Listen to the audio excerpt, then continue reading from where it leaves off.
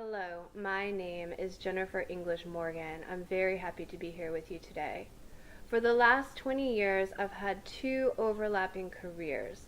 One has been integrating yoga and Ayurveda with consciousness studies, and the other has been working as a teacher, designer, facilitator, and community organizer. My career highlights so far have been the 13 years I was committed to co-creating Gaia University. As part of my work there, I trained and mentored designers for over a decade.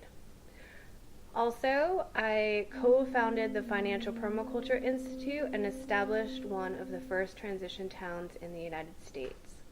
Today, I'm going to be talking with you about design. And I'm sure most of us are familiar with designing our gardens, our landscapes, our communities, even our projects.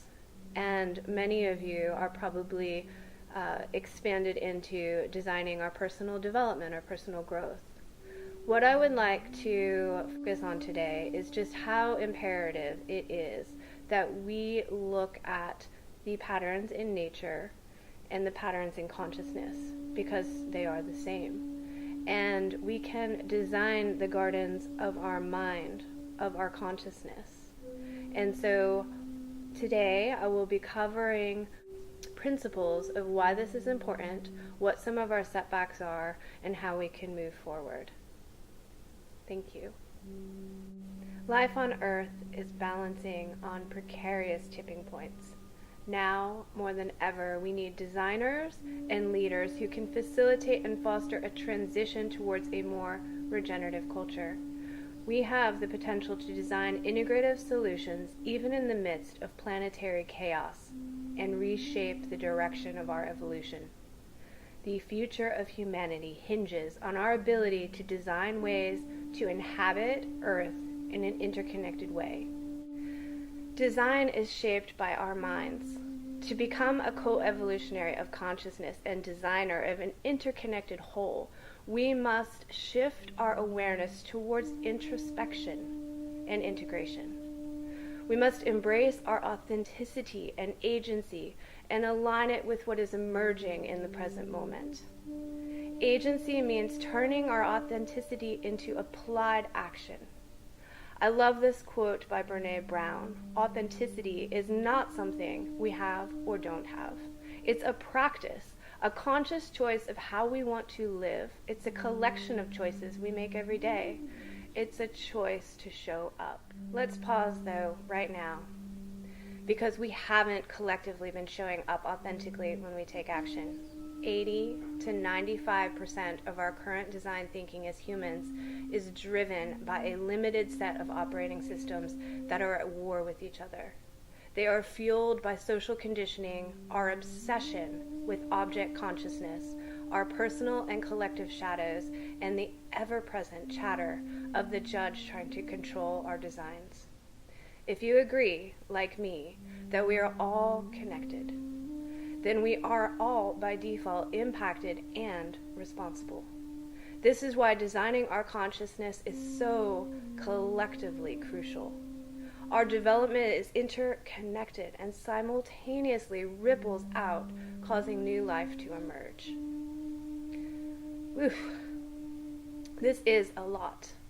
It feels sometimes like the weight of the world is on our shoulders. And know, though, that every problem in life is a possibility for a solution. It's all a matter of perspective. We can thrive by waking up to the present moment and being creative, proactive in the face of all these challenges as they arise, one at a time. So there are two reasons for flexing our mind muscles. Well, there's many more than that, but I'm going to cover two right now. First, until we get to a place of accepting who we are as individuals and as humanity, our designs are going to be limited. Our authentic and interconnected self won't always be in the driver's seat. Second, as holistic thinkers, we are more prone to burnout from stress because we care. We have immense empathy and passion for life, nurturing life, protecting life, defending life, honoring life, because we are in awe of the beautiful connections, and we deeply feel all of the suffering. I'm not asking you to let go of your passion or your empathy. I'm just suggesting that you practice being your observer self to ensure that your pain body, your shadow, and your judge aren't driving your design, causing you and the world more suffering. Let's see if we can look at what is present without judging it as right or wrong. Yes, social conditioning has trained us to be fragmented and broken. We are filled with all sorts of unnecessary distractions and worldviews that limit our potential as human beings. And yes, as a species, we are fixated on objects and obsessed with materialism. We are made up of more than 99.9% space and less than 0.1% matter, yet all of us, and I will emphasize all, likely spend most of our lives thinking about or feeling emotions related to matter and objects. Some of us don't even know how to experience space consciousness. And yes, none of us are exempt from the shadow of unconscious self-limiting beliefs. All the unresolved trauma that gets lodged in our psyche, the voices in our heads creating dramatic stories to bolster our pride and to fear our imminent demise. Sometimes those voices aren't even ours. It's our grandmother's, the neighbors across the street, or the voice on the news. Have you done a systems check lately? Don't be so bold to think that your designs aren't impacted by social conditioning, object obsession, the shadow, and the judge.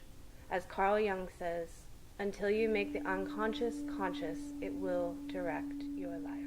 Our inner metamorphosis gets complicated because we have to face not only ourselves, but also the collective psychosis of humanity. And that's huge. Can we look at the entire process of human evolution as the life cycle of a butterfly, where each stage of development is essential? As Maya Angelou says, we delight in the beauty of the butterfly, but rarely understand the changes it has gone through to achieve that beauty. Do we view the butterfly with anything other than open curiousness?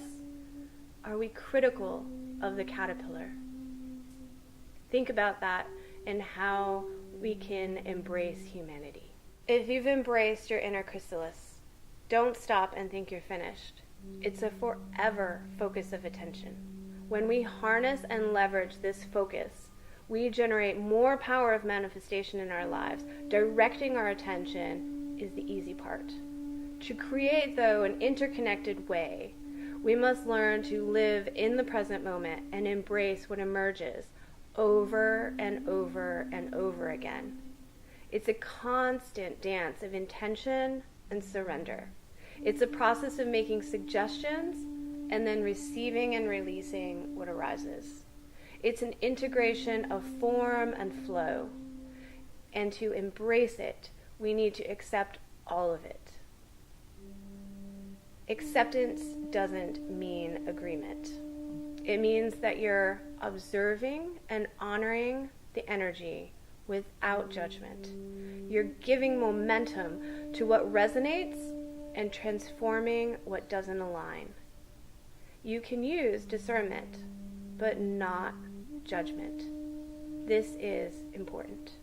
We need to keep the judge away from our design process.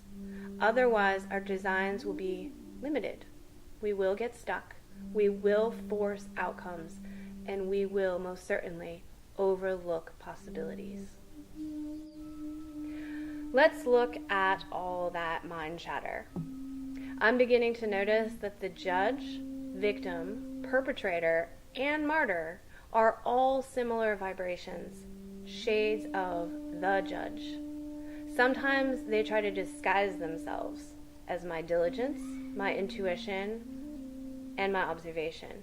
Sometimes I believe them. I've been practicing noting their essence. The judge exists in duality.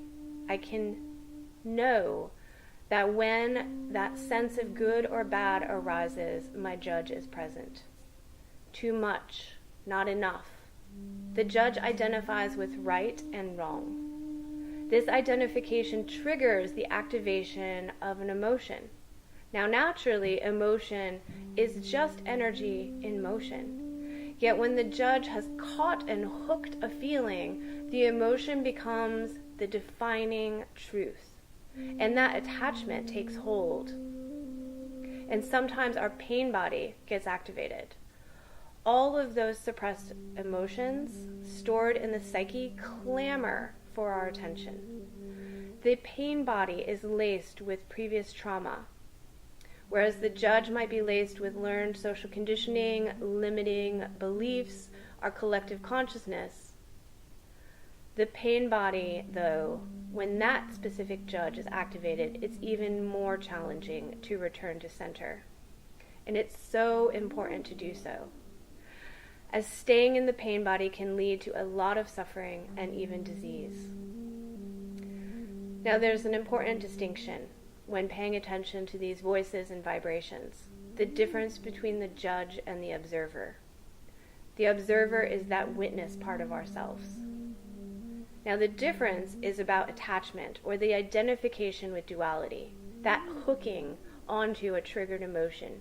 You'll be able to feel it as if it's real. It will be very convincing. The observer can have discernment and have a preference, make a choice, or even notice an emotion that's driving, such as anger. Yet there's no lasting clinging or identification. Once that observation is made, the observer is able to let it flow. There's just a receiving, acceptance, and releasing. It's an ongoing dance. It's about accepting what is, loving yourself. Working on developing mindfulness and meditation practices is really important in this process. Pema Chodron says, meditation practice isn't about trying to throw ourselves away to become something better. It's about befriending who we already are. I began meditating 25 years ago, and basically it was a constant battle in my mind. My teachers would say, quiet your mind, without giving much instruction, or sometimes I think maybe I just wasn't ready to hear what the instruction was. Either way, I just couldn't get the chatter to stop. I would resist it and fight it. Fortunately, every once in a while, I'd have such a profound awe experience that I kept at practicing sporadically over the years. There were times, though, that I felt broken. I spent 20 years, though, of my life following my passion, reconditioning my worldviews, feeling this sense of interconnectedness, and knowing and experiencing my authentic self. Yet all too often my pain body and shadow self would get activated. I did my best. However, it wasn't until I finally stopped rejecting, shaming, repressing my shadows and suffering that I finally really got meditation. And it's a work in progress. There are definitely some triggers that still hook me over and over. It takes patience to accept what is and let go of what is not, and the wisdom to know the difference. It takes ongoing patience as I fall, and the courage to pick myself up over and over and over again. We must face and accept all of our authentic self, to say yes to accepting ourselves fully, the positive and the negative, to embrace change and newness of each moment, rather than getting stuck in old attachments and hooked by outdated beliefs. And it takes courage to accept all of this that arises. So where do we start? I'm going to bring back Pema Chodron because for whatever reason, her teachings were what enabled me to embrace meditation into a regular practice. She says, just where you are. That's the place to start. The voices, they're not going to go away. You'll just eventually stop identifying with them. And when you do, you'll be even more connected to your authentic self. You'll become more interconnected as a co-evolutionary change agent and designer of life. And in the meanwhile, stay humble. It's a work in progress. Do your best. Keep at it. You'll move in and out of getting stuck and hooked. And eventually, we will, as Heather Ash Amara says, untangle the webs of limitations and old power structures by unraveling the obstacles rather than suffering. Because our observer self can work through these obstacles, and it's our judge and pain body that suffer.